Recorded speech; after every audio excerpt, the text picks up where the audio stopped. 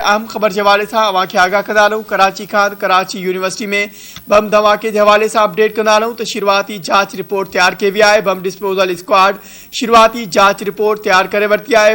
Report मूजिब bomb धमाके में 3 खां 4 किलो बारूदी मवाद और आपघाती जैकेट जो इस्तेमाल किया वियो। ख़बर के हवाले से नाज़रीन अवांखे आगाह कंदा हलूं या ब्रेकिंग न्यूज़ अवां सां शेयर कंदा हलूं। कराची खां कराची यूनिवर्सिटी में बम धमाको थियो, शुरुआती जांच रिपोर्ट तैयार। बम डिस्पोजल स्क्वाड शुरुआती जांच रिपोर्ट तैयार करे वरती है। रिपोर्ट मूजिब बम धमाके में 3 खां 4 किलो बारूदी मवाद और आपघाती जैकेट जो इस्तेमाल किया वियो है। इन हवाले से मज़ीद तफ़सील मालूम थी। धरती टीवी कराची जो रिपोर्टर इसहाक सरकी असां सां लाइन ते मौजूद है। जी इसहाक, अपडेट कजो तो आपघाती जो धमाको थियो है इन हवाले से ताज़ा छा तफ़सील आहिनि तव्हां वटि? जी बिल्कुल ॾिसो है बम डिस्पोजल स्क्वाड टीम आहे जेकी उन रिपोर्ट जारी करे छॾी आहे।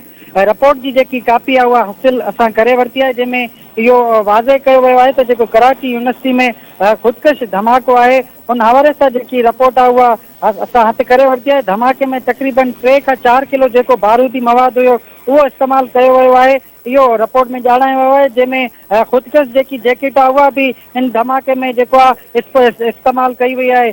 RDX ॿुधाए पियो न त जेको केमिकल आहे उहो धमाके में इस्तेमालु कयो वियो आहे। वाक़े वारे हंध तां बाल बेरिंग भी मिलिया आहिनि ऐं जेके जैकेट जा हिसा आहिनि उहे बि मिलिया आहिनि। जैकेट जा सां गॾु जेके इंसानी जिस्म जा जेके जुज़ा आहिनि उहे बि मिलिया आहिनि। इहो बम डिस्पोजल स्क्वाड टीम जो चवणु आहे जॾहिं त कमर्शियल बोर्ड धमाके खां पोइ जेको इस्तेमालु थियो हुयो ऐं जैकेट जा मुख़्तलिफ़ हिसनि सां गॾु बाल बेरिंग ऐं जेकी औरत जंहिं इहो धमाको कयो उन्हनि जे जिस्म जा जेके हिसा आहिनि उहे बि जेको आहे बम डिस्पोजल स्क्वाड खे मिलिया आहिनि। ऐं उनजो वकील इहो बि चवणु आहे त धमाके खां पोइ जेकी इलाइक़ो हुयो उहो जेको आहे परे परे ताईं जेको धमाके जो आवाज़ आहे ॿुधो वियो हुयो। इहा BDS रिपोर्ट जारी करे छॾी आहे जंहिंमें जेको ख़ुदकश धमाको थियो हुयो उनमें जेको आहे उहा औरत हुई उन इहो धमाको कयो हुयो जंहिंमें अॼु इहो मंझंदि धमाको थियो कराची यूनिवर्सिटी में। उन पारां जेको आहे इहो धमाको कयो वियो जंहिंमें 3 रेंजर्स एहलकार ऐं 5 जेके चीनी शहरी हुया। इसहाक अपडेट करण लाइ अवां जी वॾी महिरबानी। नाज़रीन इसहाक सरकी असांखे कराची खां अपडेट करे रहियो हो।